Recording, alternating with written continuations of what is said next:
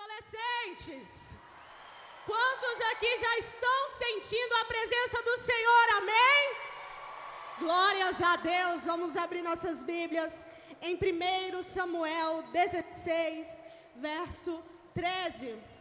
Quero agradecer aos meus pastores presidentes, ao pastor Abinair, à pastora Meire, ao pastor Abigail que está aqui, e também aos meus pais. Ei, adolescente, nós não somos nada sem a orientação, sem a direção de líderes e dos meus pais. Hoje, se estou aqui, é porque escutei as broncas, os conselhos, muitas vezes broncas que não queremos ouvir, mas é o melhor. Me recordo que em 2000 e alguma coisa, eu estava lá de Curitiba, vendo Impactados pelo celular e chorando, falando: Senhor, como eu queria estar lá. E estar aqui hoje é um cumprimento da promessa do Senhor, é uma honra. Tenho alguns líderes que me acompanharam durante a adolescência que estão aqui, o pastor Murilo, a pastora Vanessa, o pastor Celso, a pastora Patrícia, que foram meus líderes enquanto eu estava aqui. E tem muita salinha nessa igreja para a gente receber bronca, viu, adolescentes? Então olha para esse líder seu e fala: obrigada pelas broncas, obrigada pelos puxões de orelha. Amém, líderes? Vamos ler em 1 Samuel 16, que vai falar assim, 16, versículo 13. Enquanto Davi estava entre os seus irmãos, Samuel pegou a vasilha com óleo que havia trazido e o ungiu. A partir daquele dia, o Espírito Santo do Senhor veio poderosamente sobre Davi. Depois disso, Samuel voltou a Ramá. Amém? Nós conhecemos o rei Davi. Nós sempre lembramos do rei que já tinha chegado lá, que já tinha alcançado lugares grandes no ministério dele, que já tinha conquistado ali o reinado e foi um dos maiores reis que nós conhecemos.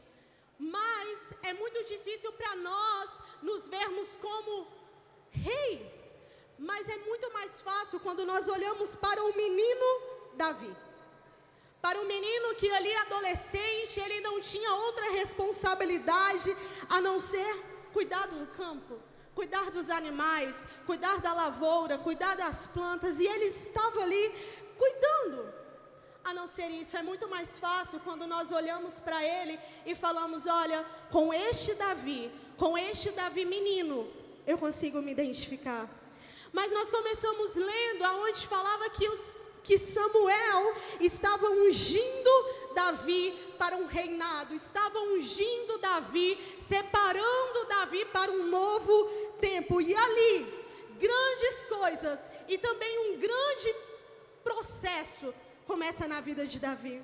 Ei, adolescente, a primeira palavra profética que eu falo para você nessa tarde é que o Senhor te unge e te separa para uma grande obra. Você crê nisso? Diz amém? O Senhor nessa tarde já salvou vidas, já batizou, e o Senhor te separa para um ministério, para um propósito a qual Ele te entrega nessa tarde, amém? O Senhor nos chama a viver coisas grandes para a nossa vida. Nós temos que entender que a vontade do Senhor, ela é boa, perfeita e agradável. Vamos repetir: a vontade de Deus é boa, perfeita e agradável. Que nós colocamos isso em nosso coração. Só que muitas vezes, durante a caminhada, como adolescentes, nós começamos a indagar: Senhor, será que o Senhor tem um propósito na minha vida? Será que eu não nasci por um acaso? Será que não foi um erro? Minha mãe e meu pai nem me queriam, e por muitas vezes parece que o meu lar é totalmente desestruturado, parece que nada acontece e eu não vejo nada, Senhor. Às vezes a gente vê outras pessoas, mas eu não, e nós começamos a nos indagar.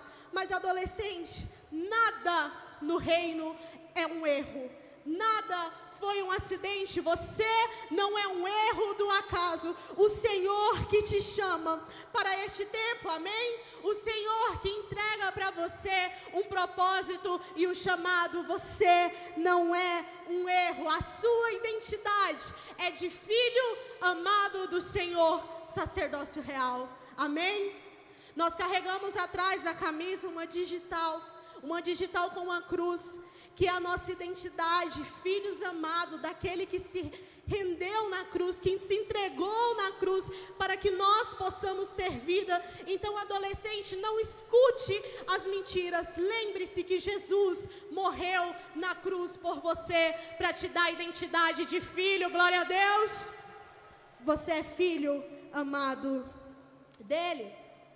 Samuel, então, ele chega ali na casa de Jessé, e ele pega o chifre de azeite, e a Bíblia vai falar que ele unge a Davi. Mas antes de chegar nisso, eu quero falar um pouquinho antes sobre este rei, sobre este menino que não estava pronto, que não tinha alcançado grandes coisas, que não havia chegado a grandes lugares. Não, na verdade ele era um menino que talvez dentro dele havia uma vontade muito grande de impactar este mundo, havia uma vontade muito grande de fazer a diferença, assim como nós temos essa vontade de fazer a diferença onde estamos, porque cremos que aquilo que o Senhor entregou para nós é melhor, porque cremos no poder de Deus para salvar, para transformar todo aquele que nele crê.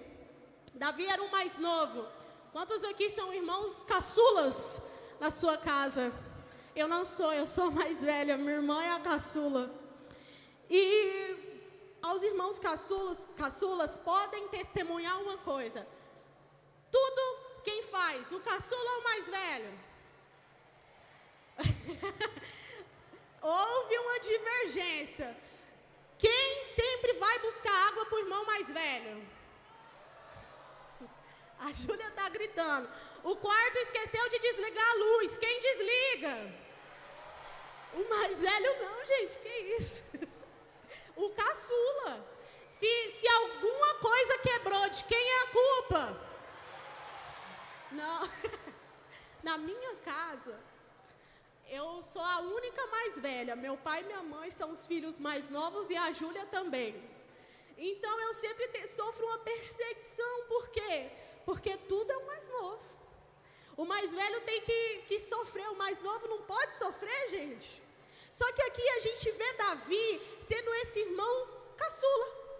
Quando os irmãos dele foram para a guerra, quem foi levar comida para os irmãos mais velhos? O caçula. Quando eles estavam lá, quem tinha que ir trabalhar no campo? O caçula.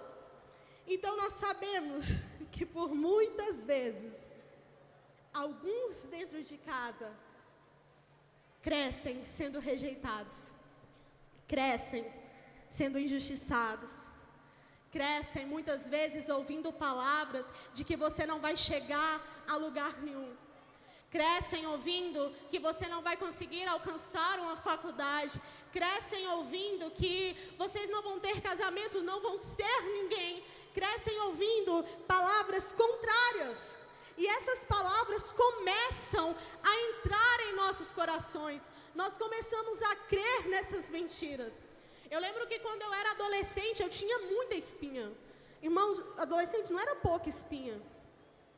Eu lembro que falava assim: Gabriela, dá para ralar uma cenoura na sua testa. De tanta espinha que eu tinha. E eu lembro que aquelas palavras, por vezes, me machucavam demais. E aí as meninas toda menina acho que teve essa época. Eu passava base, aí ficava parecendo aquele choquito branco, sabe? Sim, né? E aí a gente tenta esconder, só que na verdade parece que só começa a piorar a situação. Só que aí nós nos lembramos que estamos numa fase onde as nossas emoções estão expostas. Eu acho que quem mais vê essa realidade são os pais, e além dos pais, os líderes dos adolescentes, que acompanham diariamente essa fase onde passamos por desafios gigantes, desafios que mexem com a gente, que expõem os nossos sentimentos. Mas, ei, adolescente, independente das palavras que você tem escutado, independente daquilo que tem lançado contrário contra você, a Bíblia diz que nós somos como flechas na mão do valente. Então nós temos um destino, amém? Então nós temos lugar aonde chegar, amém? Então o Senhor tem propósitos e promessas pra gente, amém? Você pode adorar este Deus, glória a Deus. E aí, nós vemos que aqui onde nós lemos, estava falando sobre Samuel chegar na casa de Jessé, e enquanto todos os irmãos estavam reunidos ali em casa, havia um que estava no campo. Quem era que estava no campo? Davi.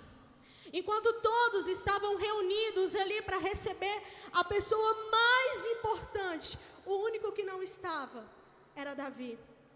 Eu fico imaginando como que estava a mente, o coração, o que se passava na cabeça do adolescente Davi. O que se passava, o que ele imaginava. Só que Samuel estava ali na casa. E o Senhor havia dado uma ordem para Samuel. Samuel falou assim: Samuel, vai até a casa de Jessé. Na casa de Jessé você vai ungir o próximo rei. E aí Samuel chega lá, e quando ele olha para Eliabe, ele vê um homem forte, que já era preparado, que já era soldado, e fala assim: é esse a qual o Senhor tem. Ele é o mais preparado, ele é o mais que tem mais formosura, ele é o mais bonito, ele chama a atenção. Só que o Senhor, na hora que Samuel fala isso, ele fala: ei, Samuel, não é aparência, não é altura, não é nada que o homem vê, mas eu, Senhor, vejo o coração.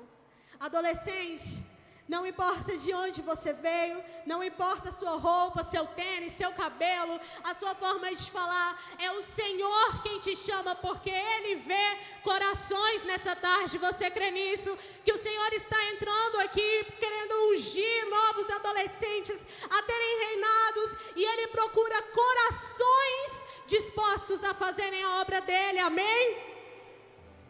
Só que por vezes o nosso coração, ele se encontra tão ferido, tão machucado, tão cheio de angústia, que nós não conseguimos ver as verdades que o Senhor tem ao nosso respeito. Na verdade, nós só conseguimos enxergar a dor, a decepção, a depressão, a ansiedade, os temores, a angústia de não chegar em lugar nenhum, a angústia que passamos dentro de casa, e não conseguimos ver o que o Senhor tem para nós. Mas, adolescente, o Senhor é o Deus que tem a paz que excede todo entendimento. E o Senhor é o Deus que preenche os corações. Sabe esse vazio que você sente? Sabe essa necessidade de buscar em outros lugares? Somente o Senhor Jesus tem aquilo que preenche o seu coração. Glória a Deus. O Senhor preenche a nossa vida. O Senhor preenche o nosso coração. E aí o Samuel, ele chega depois de ver todos os irmãos, e ele vê que o Senhor não tinha escolhido nenhum daqueles que estavam ali. O Senhor não havia, e ele fala assim: ei, Jessé, não tem nenhum mais, acabaram-se todos os moços. E sempre que eu leio essa parte, eu penso assim: Senhor, como pode um filho ser esquecido pelo pai ou deixado de lado no campo trabalhando? Mas eu me lembro que o salmista fala assim: ei, adolescente, ainda que o teu pai, a tua mãe te abandone, o Senhor jamais irá te abandonar. Você crê nisso? O Senhor não te abandona. Eu não sei quem durante a caminhada, durante o processo, te machucou, te abandonou, te deixou, mas o Senhor é aquele que não te abandona. E aí Davi, ele é ungido em meio aos irmãos dele, e ali ele é separado para o Senhor, e a Bíblia vai falar que ele foi cheio do Espírito Santo quando foi ungido. Foi cheio do Espírito Santo, e a partir daquele momento o Espírito Santo se apodera dele, e ele começa a fazer uma grande obra.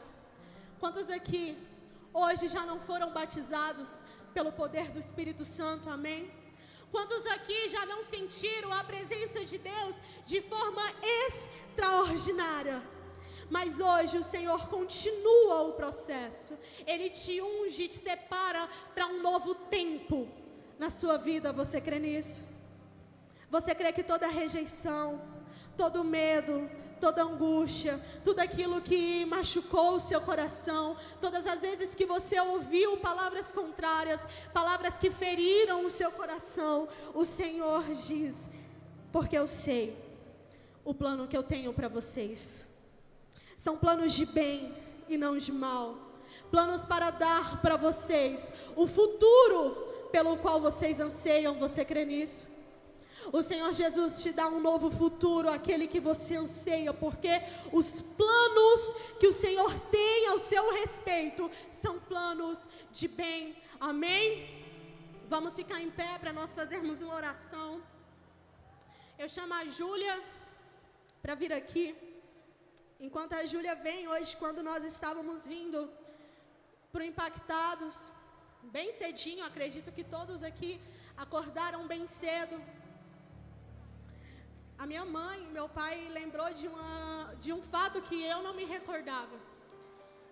Nós morávamos o Marcelo Bonifácio falou aqui, nós morávamos em São Miguel do Araguaia, uma cidadezinha que não é pequena. Pequena é pouco. É aquele tipo de cidade que fulano que é filho de ciclano, que é neto de um, que é o tio de outro. E eu cresci nessa cidade. Tem alguns anos que nós mudamos para Goiânia. Para vocês terem ideia, a rua que a gente morava, o asfalto ainda não tinha chegado na cidade, naquela parte. E aí eles se recordaram de quando a Júlia havia acabado de nascer. Eu tinha 7 anos de idade. Uma irmã chegou e colocou a mão na minha cabeça e falou: essa é da palavra. E aí colocou a mão na cabeça da Júlia e falou: essa é do louvor. A Júlia cresceu e não sabia cantar, e eu cresci e não sabia falar. E aí eu falava assim: Senhor, como assim? Como que é isso de os propósitos que o Senhor tem, quando na verdade parece que tudo aquilo que o Senhor disse, dos lugares onde chegaria, das coisas que aconteceria, das promessas que o Senhor falou, na verdade, parece que nada se cumpre. Até que um dia alguém falou assim: Gabriela, para de acreditar nas mentiras de Satanás a respeito da sua vida. Para de acreditar que as coisas não vão dar certo. Para, acredite nas verdades que o Senhor tem ao seu respeito. Gabriela, quais são as verdades que o Senhor tem ao seu respeito, ao nosso respeito? Ei, adolescente, verdade que o Senhor é o seu pastor e nada te faltará. Verdade que pelas suas pisaduras nós fomos sarados. Então não há mais dores, não há mais rejeição, não há mais nada, porque pelas pisaduras dele nós fomos sarados, glória a Deus, porque ele traz vida. Verdade essa que diz: ei, todas as coisas velhas já se passaram, eis que tudo se fez novo. Então é um novo tempo, porque todas as outras coisas já passaram. O Senhor faz tudo novo na sua vida. Você crê nisso? Vamos louvar juntamente com a Júlia. Enquanto ela louva, que nós possamos orar, entendendo que o Senhor te separa e te unge para um novo tempo. Assim como ungiu o menino Davi para um grande reinado e cumpriu a promessa que ele tinha na vida dele. O Senhor nessa tarde faz promessas. E saiba, adolescente, que quando cremos na verdade dele, ele cumpre. Amém?